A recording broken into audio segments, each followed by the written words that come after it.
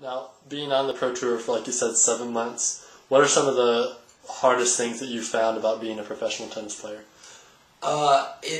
It's definitely a lot of travel, which is good. You know, I like to travel, enjoy meeting new people and going to new places.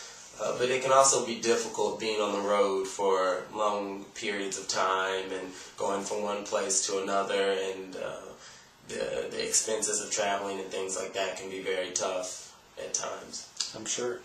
Now, for practice, what do you do as far as that? Do you have a place where you go to practice, or does it just kind of depend on where you're at, or how does that work? Yes, my coach is here in Cary, North Carolina, so I generally come to North Carolina when I have, a pocket of a week or more, generally, 3 or 4 weeks to train before I go out and do a series of tournaments. And then in between tournaments, you have to kind of find time to practice, depending on how you do that week. You may have most of the week where you just go out and find other people in the tournament to practice with and things like that. But practice is definitely very important. What kind of stuff do you do when you're getting ready to go away for a tournament? What would a practice session involve? A couple weeks out of an event, I'm doing very hard training on and off the court, maybe 4 to 5 hours a day on court.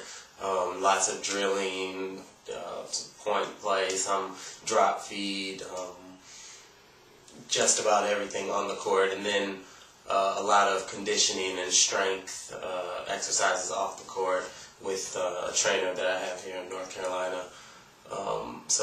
It's definitely a full day of training, and then the closer I get to an event, you kind of scale down the time and play more points, more practice sets, things like that.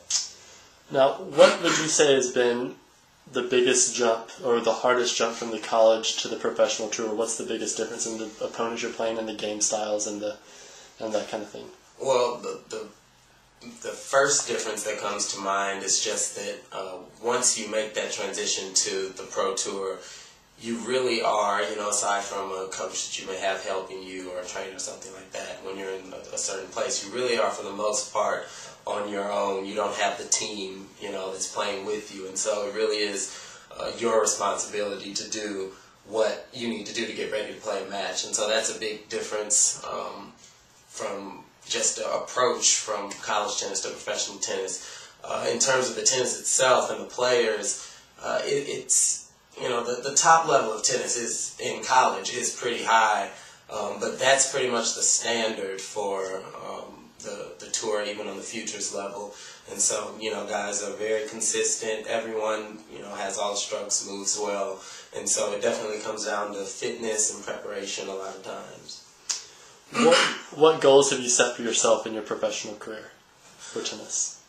Long term, I want to make a career playing tennis. I want to be top 100, playing ATP tour events, Grand Slams, you name it. That's the kind of long-term vision for tennis that I have. In the short term, this year, I've made a pretty good jump so far. I went from about 1,200 to where now I'm about 550. And by the summer, end of the summer, I really want to be pushing into the 300s and, top 300 to where I'm playing bigger tournaments. To find out more information about me and my tennis career, please check out www.blakestrodetennis.com.